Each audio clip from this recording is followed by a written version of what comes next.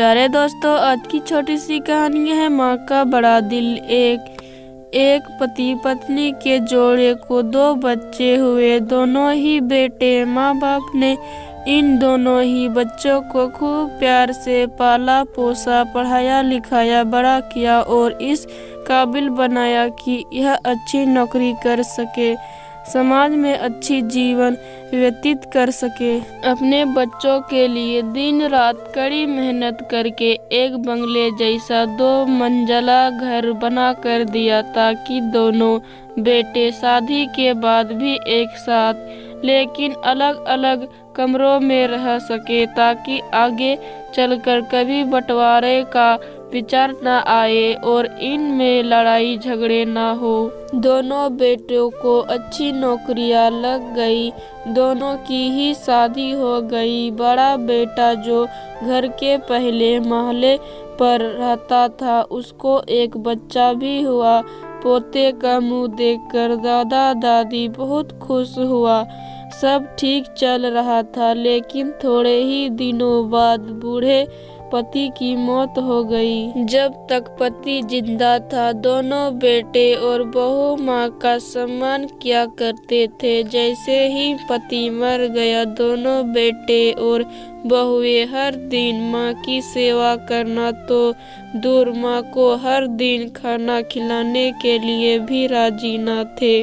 दोनों बेटे और बहुओं ने मीटिंग की और तय किया कि माँ को खाना खिलाने की जिम्मेदारी बांट ली जाए, यानी कि 15 दिन बड़ा बेटा और 15 दिन छोटा बेटा माँ के खाने की जिम्मेदारी लेगा। जिन बेटों को बिना दिन रात देखे भूखे ना होते हुए भी और मनचाहा खाना हमेशा खिलाने के लिए जो माँ तैयार रहती थी, अब उसी माँ को बेटे के यहाँ पर दिनों के हिसाब से खाना दिया जाता था। माँ का दिल बड़ा था। माँ को इस बात की खुशी थी कि वह जैसे भी हो अपने बेटे के साथ रह रही है, और इसी खुशी के कारण बेटों के द्वारा दी गई रूखी सूखी भी उसे किसी पकवान से कम ना लगती। लेकिन दुर्भाग्य की बात तब हो जाती जब किसी महीने में 31 दिन आ जाते और उस एक दिन माँ को भूखा ही रहना पड़ता। एक बार जब बड़े बेटे के यहाँ 15 दिन तक खाना खाने के पारी चल रही थी, तब बड़ा बेटा अपनी बीवी और बच्चे के साथ कहीं बाहर किसी फंक्शन में जा रहा था। बड़े बहू ने माँ से कहा, माँ जी आज खाना नहीं बनाया है, हम बाहर जा रहे हैं, वहीं खाएंगे, आप अपने लिए कुछ पका लेना और खा लेना। बूढ़ी माँ ने कहा, लेकिन बेटा मुझे तो गैस जलाना नहीं आता। बहू ने कहा, तो फिर ऐसा कीजिए कि पास वाले मंदिर में भंडारा लगता है, आप वहीं पर जाकर खा लीजिए, तो आपको गैस जलाने की जरूरत ही नहीं पड़ेगी। पास में ही खड़ा बेटा और पोता यह सब सुन रहे थे, लेकिन कोई कुछ ना बोला। बूढ़ी माँ को भूखा ही छोड़ बेटा और बहू फंक्शन में निकल गई। माँ को थोड़ा दुख तो हुआ, लेकिन फिर आपने आपको यह सोचकर मना लिया, ठीक ही तो है, कभी कभी बहू को भी घर के काम से आराम मिलना चाहिए, और भगवान का भंडारा खाने का सौभाग्य किस्मत वालों को ही तो मिलता है। माँ खुशी खुशी मंदिर में जाकर भंडारा खा आई। कुछ दिन ऐसे ही बीत गए।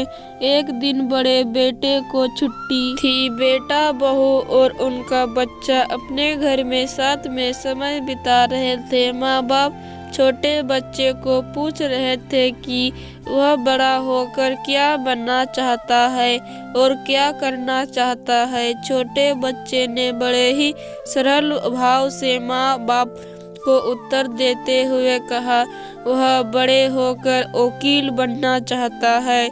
उसकी इच्छा इस घर से भी बड़ा एक घर लेने की है, लेकिन वह घर मंदिर के पास होना चाहिए। माँ बाप ने पूछा, घर के पास मंदिर क्यों होना चाहिए?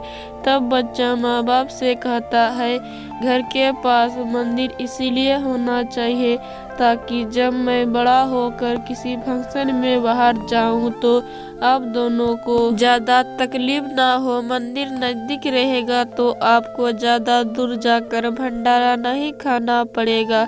मासूम बच्चे का ऐसा जवाब सुनकर दोनों ही के पैरों तले से जमीन खिसक गई।